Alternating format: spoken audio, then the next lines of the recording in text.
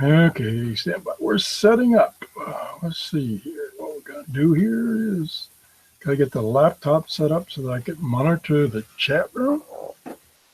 And here we go. Okay, let's click on this. And we are good to go. Now, let's see if we've got any audio yet. We do have audio. So it's not quite, excuse me, 9 o'clock yet, but I wanted to give myself a few minutes to make sure I got things set up by 9 o'clock. So we're just trying to set things up here, set up the camera, see if that's good. Let's see, where's the camera control? By the way, this is Tom, and this is Tom's Radio Room Show, and we got the camera up. We got it zoomed out, which is where we want it right now. Let's see, where are we at time-wise? We still got 5 minutes to get set up. I wish my chair was a little closer. And hopefully we have enough audio. I'm quite a bit away from the mic. Okay, let me type something in the chat room and see if that's working. That seems to be working, surprisingly enough. And I'm not going to start until 9, so that if somebody actually is going to watch this, they will not miss anything. That important. Oh, okay. I'm going to explain what I'm going to do and then explain it again at 9 o'clock, just for the few people that are watching now. I was given this radio by one of my subscribers, Gary, and he sent me an email and he says, I've got a radio that burned up. That was his statement. And I was wondering if you'd like me to send it to you so you can experiment with it. This is the radio. It's a Grundig. Kind of old. Mike is here. Hi, Mike. Mike, we're going to get started in about. And I started early because I thought it'd take me a while to get things set up, but for some reason, everything started working. And it continue to work, I don't know. The one thing I have been struggling with is overwhelming this old desktop. It's a Dell Optiplex 755. I'm trying to read the label on it. And I know when I try to do a Hangout and I try to run other applications like an SDR controller software, I do have audio dropouts. That's usually the first thing that suffers is audio. And when I did an introduction to what I was going to do here it went pretty smooth, but I had a few audio stutters, I'll call it, that weren't actually me, but it was the recording. So hopefully, I was thinking about turning down the resolution from 720 to, I think it's 480 or 460. But then I was afraid that everything would be, so we're going to go with 720 and see what happens.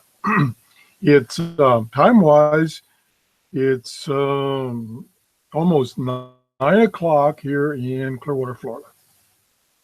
It did turn a little cool because we've been having some warm weather. So that's the weather report. And 8:59 according to my clocks. So we're going to go ahead and get started. So I want to reiterate what I said a few minutes ago to people that are just showing up. I got this radio from one of my subscribers. His name is Gary. Oh, by the way, you may hear aircraft in the background. I've got the door to my workshop open. Saturday morning, it's a beautiful day. There's a small little port that's about a mile from me. That's what you're hearing. If you hear it in the background, it's those little aircraft taking off. Weekend too. Getting back to what I was going to do. Okay, so Gary sent me this. He's told me that burn up, whatever that means, and he took some components out after opening it, and that's what it is. That's all he remembers. So I'm not going to make any attempt to repair it. I'm not going to go there. I just don't have the capability anymore. Repairing radios could be tedious. Like my Jim on his channel, he just does repairs. It's pretty tedious, and he's good at it. So I'm not going to attempt the repairs. I'm just going to look inside. I did do a short video where I connected up a lavatory supply, and I limited the current, and I turned the unit on. It did provide enough current that if the radio was operating normal, it wouldn't go into current limiting. Well, nothing came on. So I did that show. I didn't do a show because I did try that offline, didn't work on batteries either. So it's burn up. So as Gary said, so we're just going to try to get into it. So we got all the tools here to get into it. No, I get really frustrated. I did notice when I was examining it, and let me see if I can show you. Where's my camera control?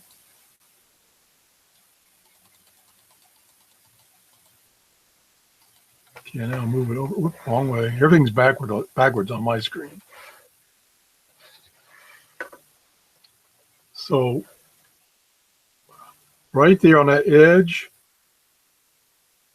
you can see some marks where he was struggling to separate the components. There's some more down there. He was trying to pry this open.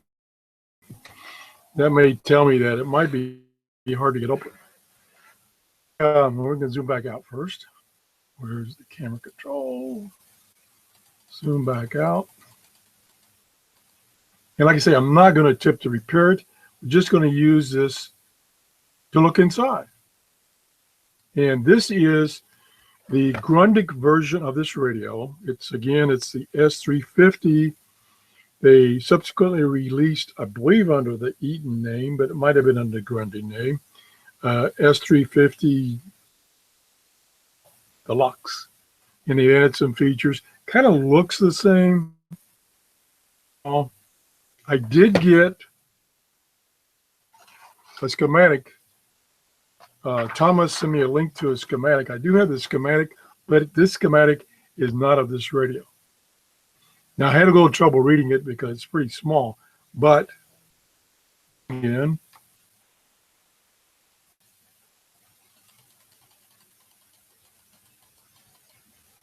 okay, move this out of the way so I can see it. Right down here, built-in AC adapter. And sure enough, if you look at the manual for the 350 DL, it talks about using this AC circuitry by just plugging in the that they supply. So this told me this schematic is not for this radio. I don't know what else could possibly be different. Probably a number of things are different. use this schematic. We might compare it. Okay, let me get the camera back out. And I'll periodically look over at the chat room to see if anybody has any comments like give up or whatever. Oop, move the camera controls out of the way. All right, so here we go. We're going to open this thing up. First, we'll turn it over. Oops. And screws. Let me find my flashlight here that I found. See how many screws are missing that he just didn't put back in. Screw in there. One in there. There's one there. There's one there. One there. Okay. So there's so many screws. Let's look down inside the battery compartment because it looks like he pretty well. Oh, there's one screw missing. That would probably explain what he also sent me. Was this little tin here, get up without spilling everything, of, let me put them over here. These are supposedly the parts that he took off and didn't put back in. And there is one long screw that looks like it might be the one that's missing from the battery compartment. There's a bunch of other smaller screws which may be from inside. Then there's this thing. It's a piece of aluminum with a piece of plastic on the end. Here is a knob from the front that's missing. There's a piece of sponge. And then we got a couple of rings here. And this is a spiral type ring. So these are parts that came out. So now you can kind of see why I'm not even going to attempt to repair this, because it's already been, shall we say, hacked. So we're going to take this apart, and as Mike said, we're going to take this apart and see what's inside. Okay, let's start by getting the rest of these screws out. That screwdriver is going to be too big. Let's use these. Phillips head. I may not even be able to get the case off, so that's true. Okay, that's tight. Oh my gosh, that's tight. I have no idea how this case comes apart. As I showed you before, there are some screwdriver marks on the top, so apparently getting this case open. Oh, I may have to get a pair of pliers. These screws, he put them in there really tight. Yep. I'm going to get some leverage on the screwdriver.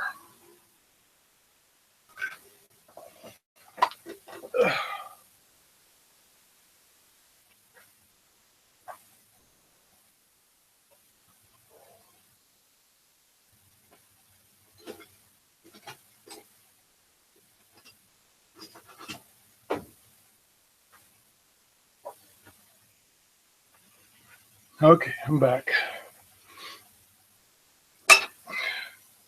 I said I was going to take these screws out before I did the hangout, but I didn't get around to it. It's simple as that. Okay, there we go. It's locked on.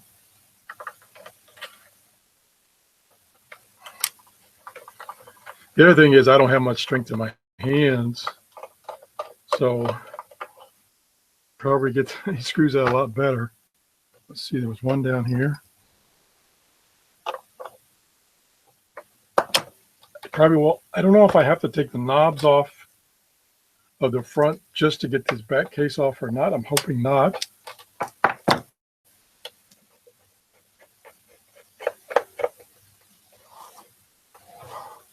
But we shall see. Maybe this guy will work in here. These bigger screws. I was unsuccessful finding a slot to tell me Gotta get this case open. Okay, that one's loose. Okay, we'll put, whoa, that is a long one. That's a long screw. We're gonna put the new screws and stuff over there in the tin, put it back, and then we'll leave the stuff that he over there. I don't think it's a screw in there. Well, it's kind of snap when you take these loose.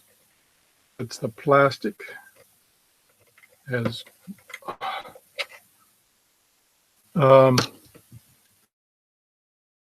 still left in here.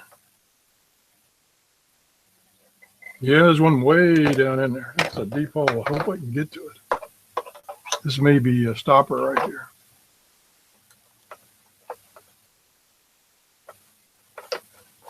No, I think I got hold of it. It's not tight.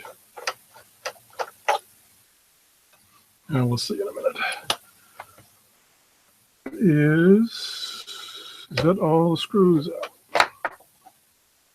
That's another thing about doing a video if you can.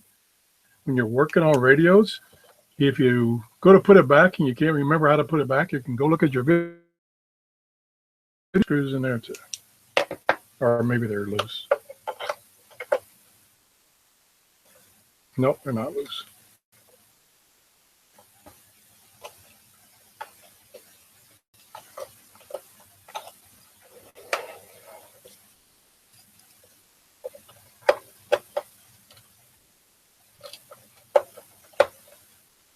I don't know. Okay, let's go on. Let's see if we can get any of these other ones to come out. They'll fall out. Nope, I was afraid of that. So even though they're loose, I think they don't want to come out. Here, that one came out. Determine whether there's still screws in here or not. Let me try my. You get the why is so far in there, down in there.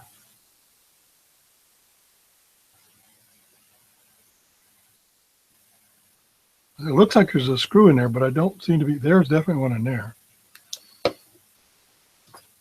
Are we bored yet? Hammers in case I get frustrated. Never done that where I destroyed something with a hammer. I don't think there's anything in there. Let's see what we got here. Yeah, that's coming loose. Did we get that screw out? Yeah, that screws out. So that should come loose.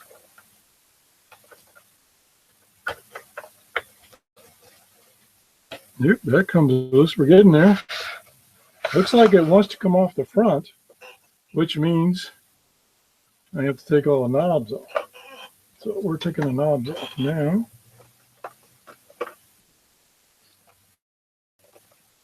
That knob doesn't want to come off. Boy. Okay, let me lay this down on my lap so I can. There we go.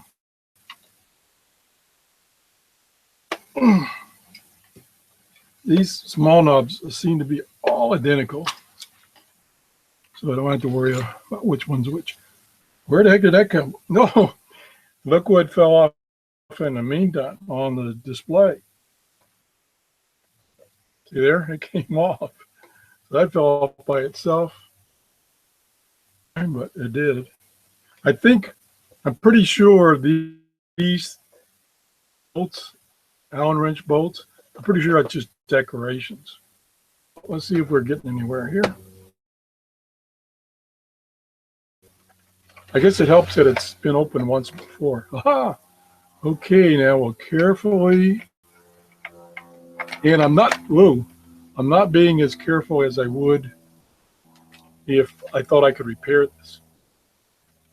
So I think we got the front cover loose, which has speaker attached. Yes, we do. Okay. Let me get the back in the camera here. I can see there are a bunch of missing screws that are holding these. That's probably all the things that are in here. Still don't have any idea where this thing goes. You can see this is a pretty big display. That's probably why it's uses, I think it said 300 milliamps is what it draws. Is a connector that's loose. Wonder where that plugged in. It's coming from this board, probably goes to this board somewhere. Apparently, I put it back where it went.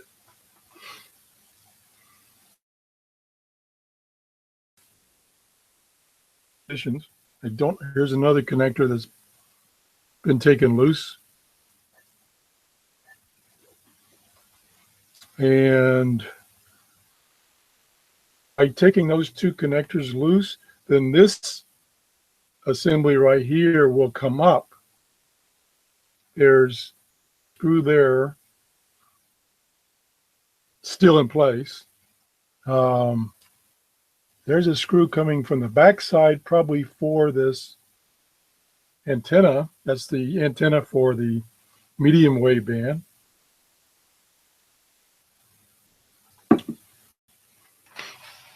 Speaker, of course, is right here.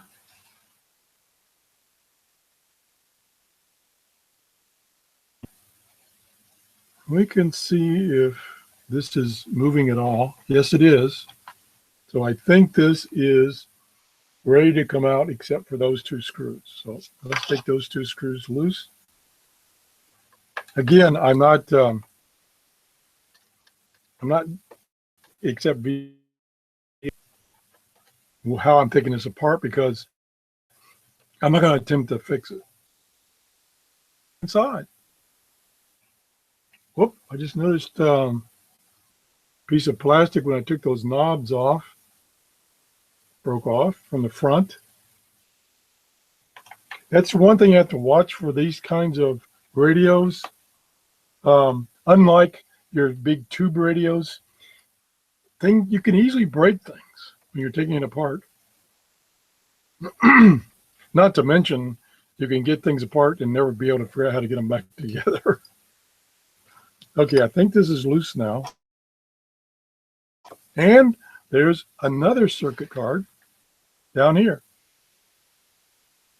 There's quite a few electronics in this thing. I'm going to set this aside for now. See, whoops. I wonder if I can get that speaker loose. No, it's soldered in place. This board here is where the power comes in. This is the this red wire here, and possibly one underneath this card, is from the battery case.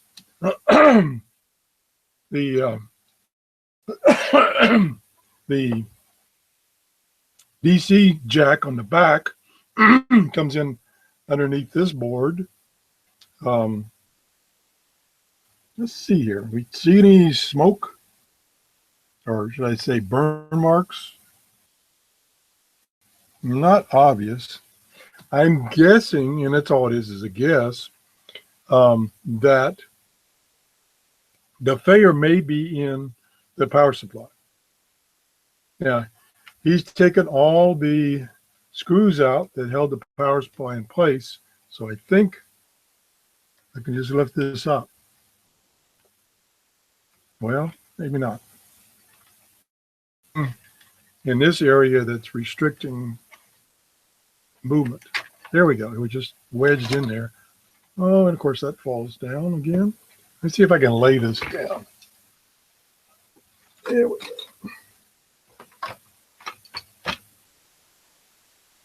On eBay, for instance, is you will see a lot of these components of boards, the potentiometers, the speaker, the front plate. And this front was like brand new.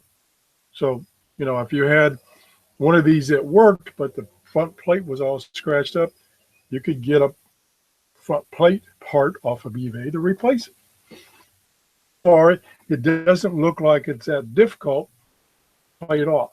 I say that, but we did break something. Let's look at the front plate real quick and see what. I don't know where this piece came from. I don't know where that came from, but I think it came off the front plate. But it's no place obvious. So I'm gonna lay it back over there. I lay this back down.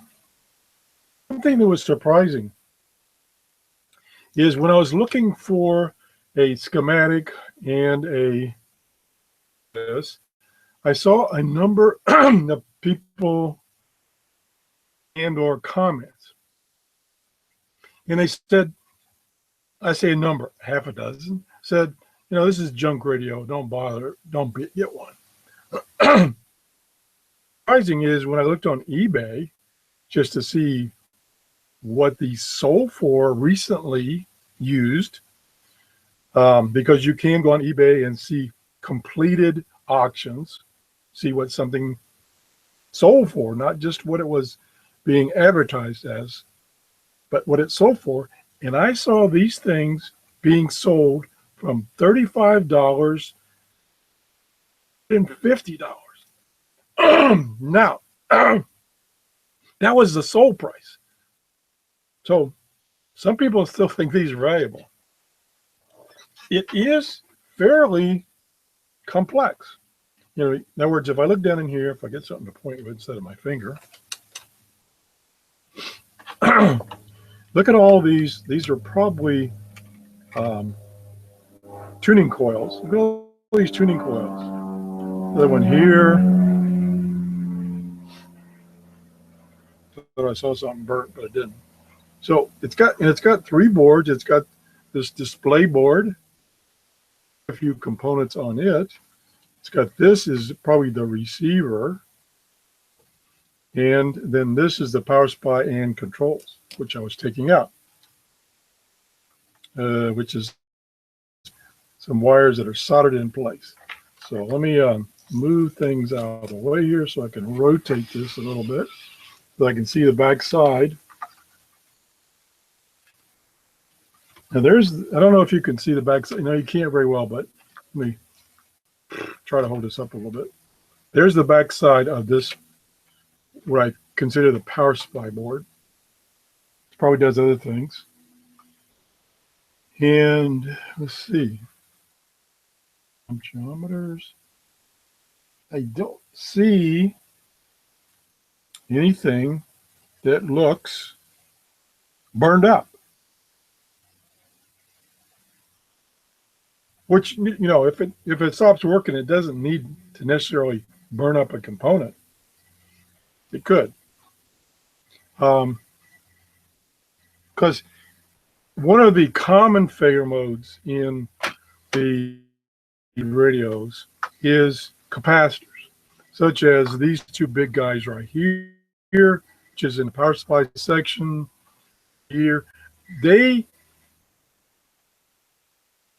are not high quality, and they will fail and the radio will stop working, or you'll get like an AC hum or a squeal. So that's not unusual, those to fail. Even in older radios, of course, the capacitors were much bigger, but they would fail also. And that's why you would see statements like, this radio has been recapped. And that means somebody has gone through and replaced the original capacitors, which are either failed or failing. It's an easy fix. So that could have been a problem. Definitely don't see any charred components. And he did say that he took some components off.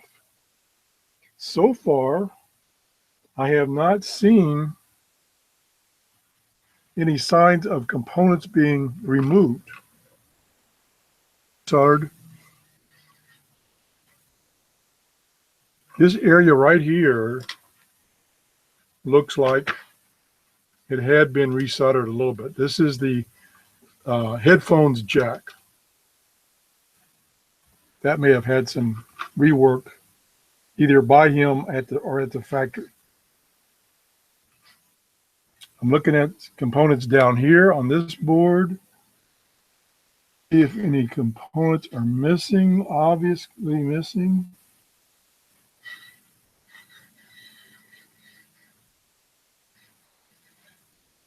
I don't see any. You know, maybe Gary's trying to pull it. And uh-oh, there I see something. There's something missing right there. That was, okay, that's probably one he took off. That was similar to this one right here, if you can see that in the picture. Let me zoom in a little bit. Since we found something of interest.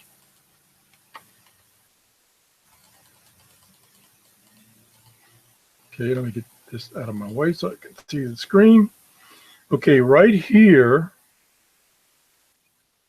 there's a symbol for a capacitor, similar to this one right here. It is gone.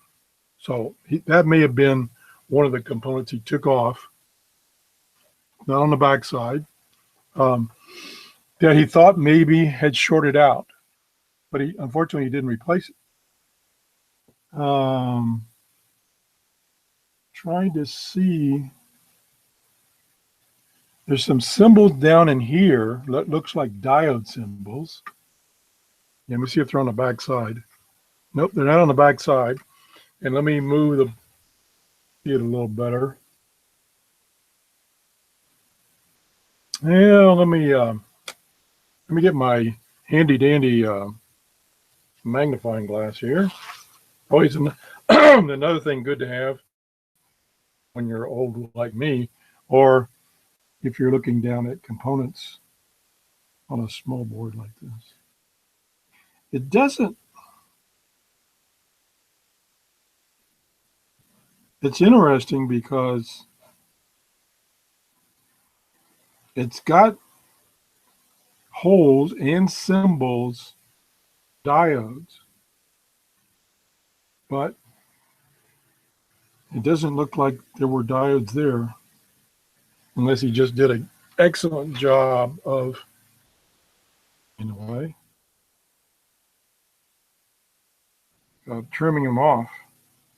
But let me show you what I'm talking about.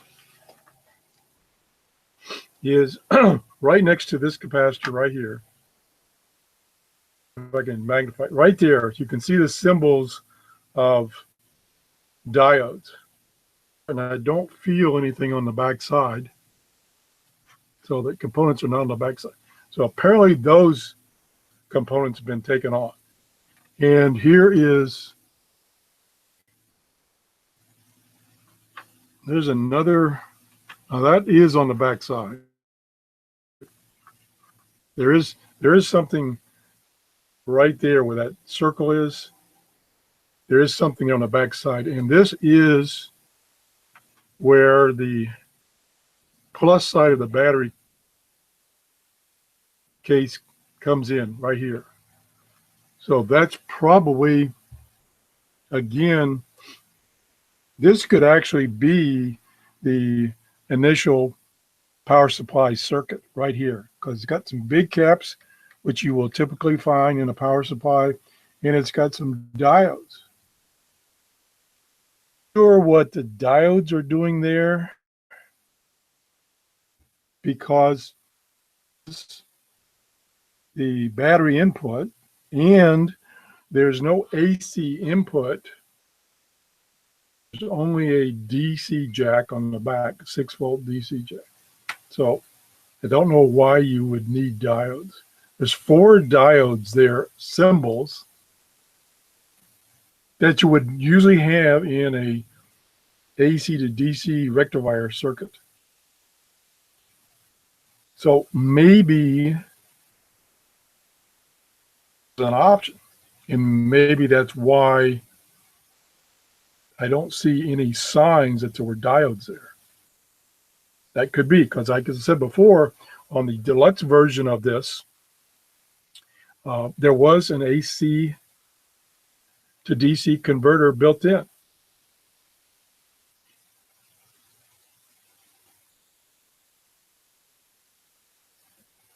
Yes, Mike, you can see completed auction prices.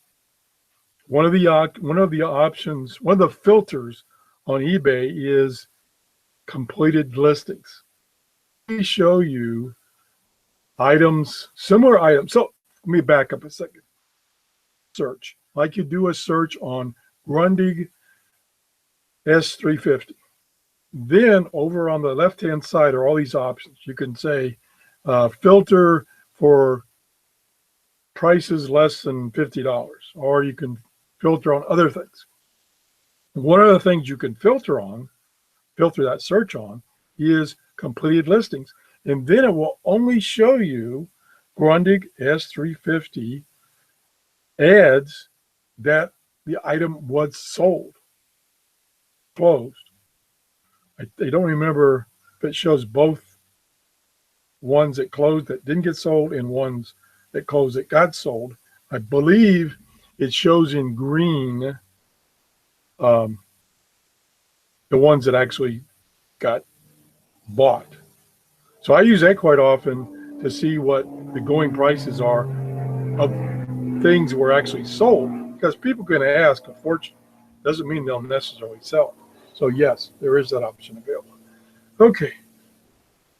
So let's, for the heck of it, let's go back to this schematic that I thought was for the new version.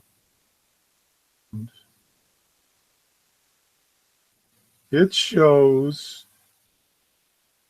what looks like a rectifier bridge.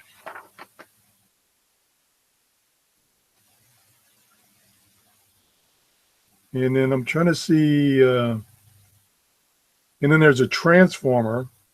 So the AC comes in, it goes through a step-down transformer, then it goes to the rectifier bridge, which has a couple of big capacitors, big meaning this size. Whoops.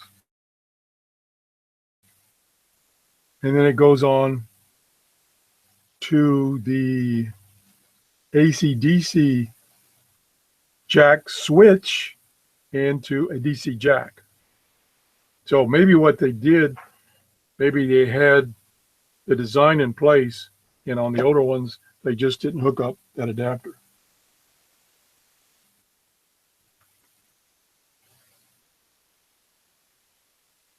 Although it does look right here where I'm trying to show you, whoops, wrong way. Got a glare there. That looks like a rectifier, what they call a rectifier bridge, which is 4 diodes in.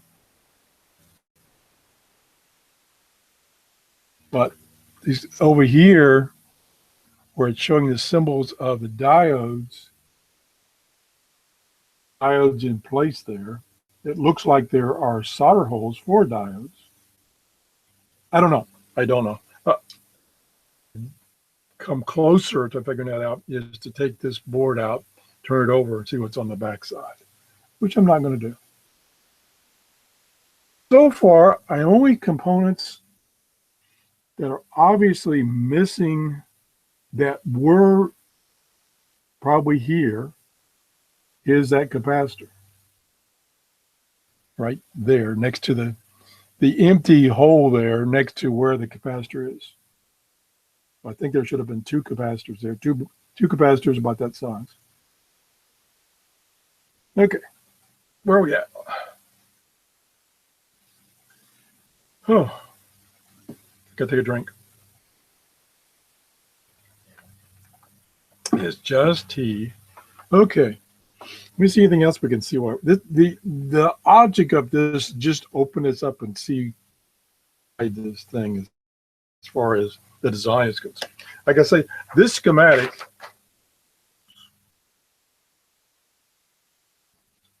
I don't know. It shows a big integrated circuit right there. Unless that's on the back side, or possibly that's the display. Let me get this camera zoomed back out a little bit.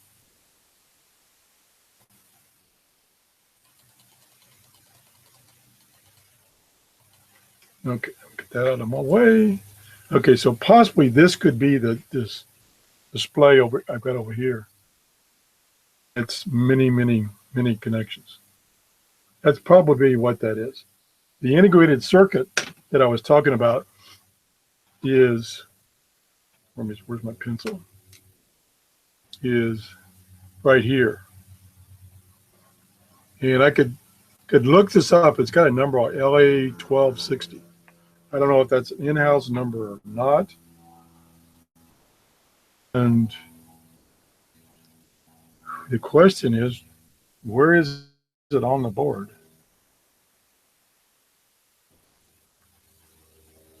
Could be it could be right there. Whoops, not on this camera. Could be this thing that's on its side right here. It's in the right area.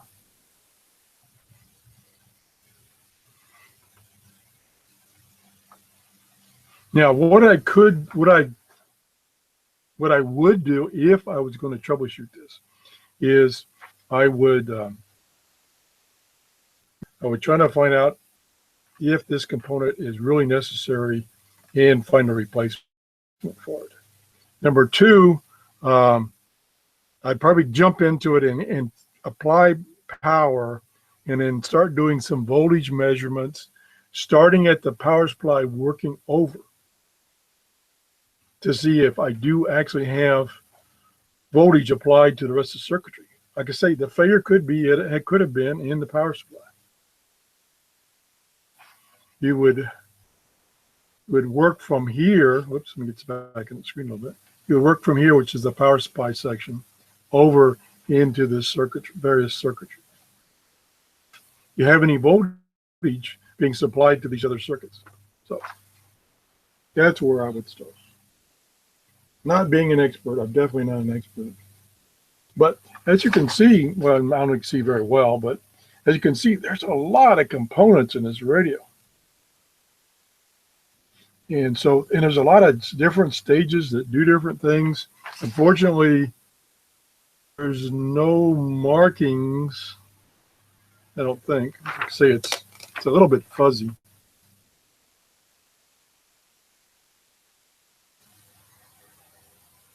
Yeah, there are some markings that give you an indication what each section is.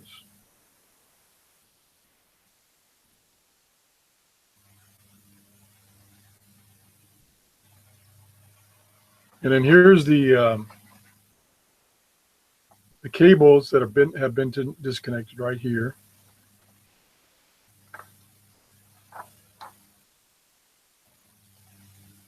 And like I say, I did a quick review of the successor to this, which is the TDL. And based on this schematic and what I'm seeing, I'm not sure there's a lot of differences. Just kind of, I'm sure what they did is they did some tweaking and some enhancing of certain areas and stuff like that. Thing is, I'll mention, since we're inside and can look at things, is, let me slide it up a little bit here, and I don't know why there's two of them, but here are the medium wave ferrite antennas,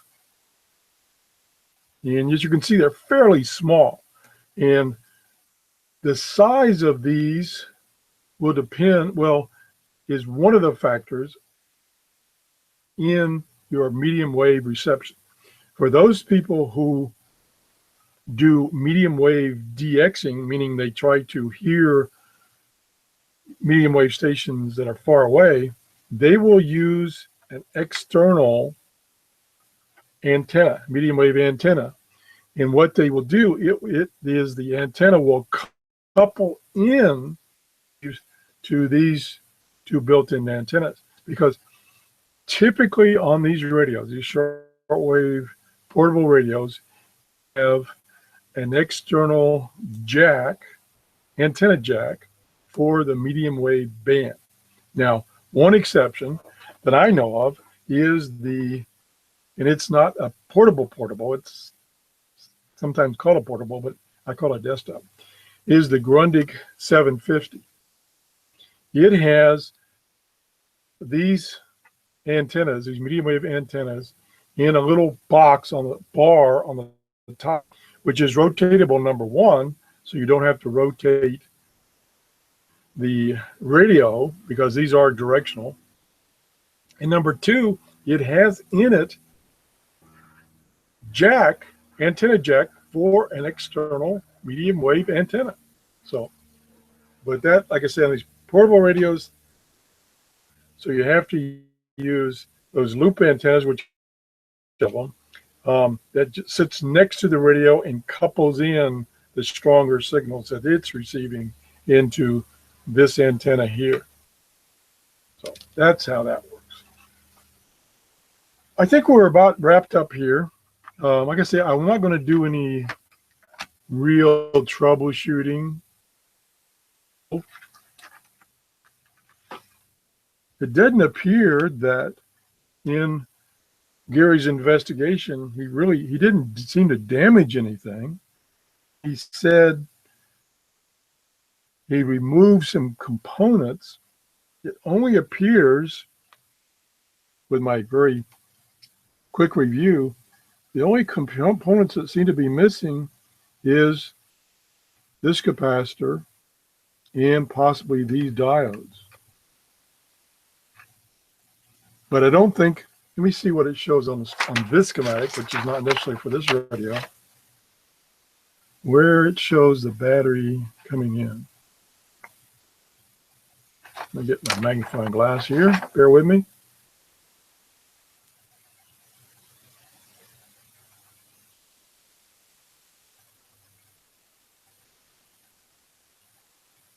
Okay, I cannot find anything that is an indicator. Oh, here it is. I did find it.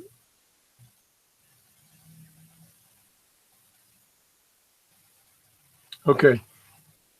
I don't know if it's going to show up very well, but down there is and move it up and try to hold this steady. There is where it begins. Way over here is where it begins. There's where the AC comes in. It goes through that diode bridge. It actually goes through a transformer, then a diode bridge, and then a couple capacitors, and then it goes on to this AC/DC switch, which this doesn't have. And then down there, let me see if I can get my pin in here. Down here, whoops, over, let's see where I'm looking at here. Right there, of a battery pack. So that's the battery pack, which then goes over to the rest of the circuitry over here.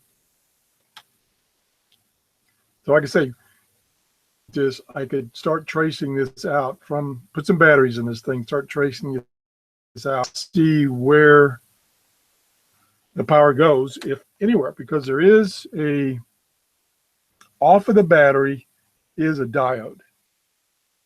That's probably so that you don't, if you put the batteries in the backwards, it doesn't hurt anything. It just doesn't work, but it doesn't damage the radio. That could be opened up, and I could do some resistance measurements to see if that's open up. That's a good start. There's also a Zener diode that's clamping the voltage down to the 6 volts. That could have gone bad. And then you just go from there. That's where you go from there. So, like I say, I'm not into repairing radios anymore, so I'm not going to go any further. Once again, I want to thank Gary for sending me this so we could see what's inside these radios. There's a lot of circuitry in these radios. So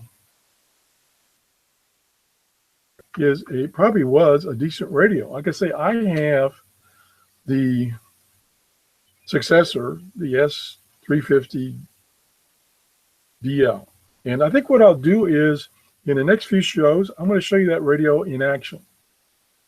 Make a quick comment on how well it's doing. So that's it. I appreciate everybody stopping by to watch my jabbering about going inside this radio. Again, this thing has a lot of components. Here's the other board that is for the display, and control buttons are here. And some other knobs here. I don't remember what they were on the face of this. Pretty well laid out board. A nice, that's something I didn't mention. This is a pretty nice looking speaker. It's got a heavy magnet on it. I'm impressed by that. And like I say, these are still going, used on eBay from closing price. I looked at closing prices from $35. I didn't look at the description to see if that $35 one was not working, all the way to at least $150. Now, you can get the 350 DL, I think, for less than $100, brand new from Amazon. Let me just do a quick check here.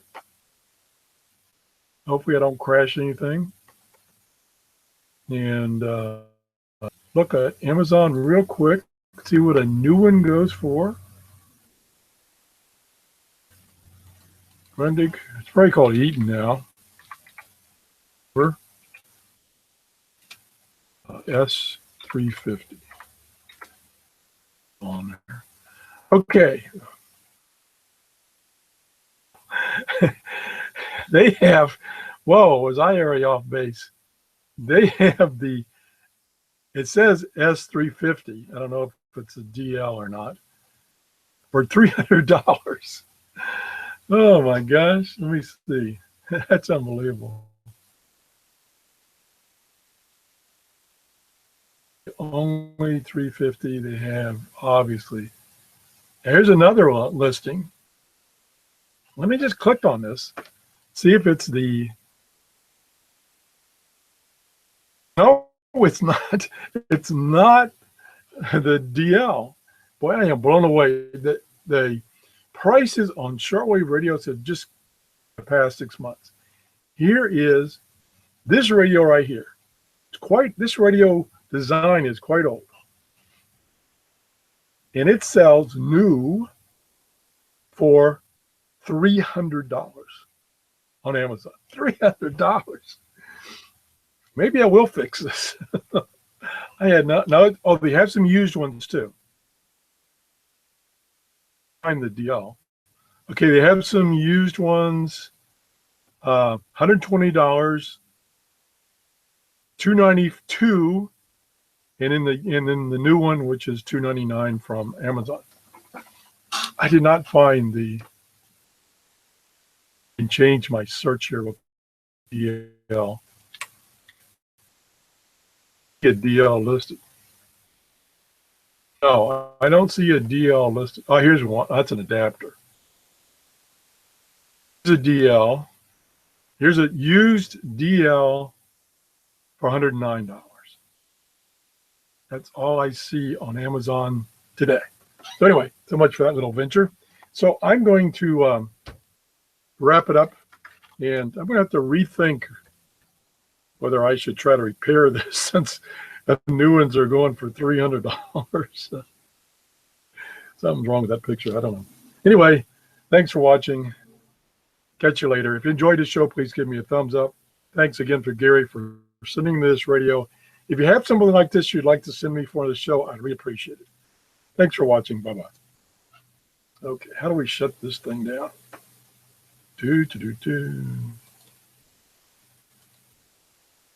Stop broadcasting. Bye-bye.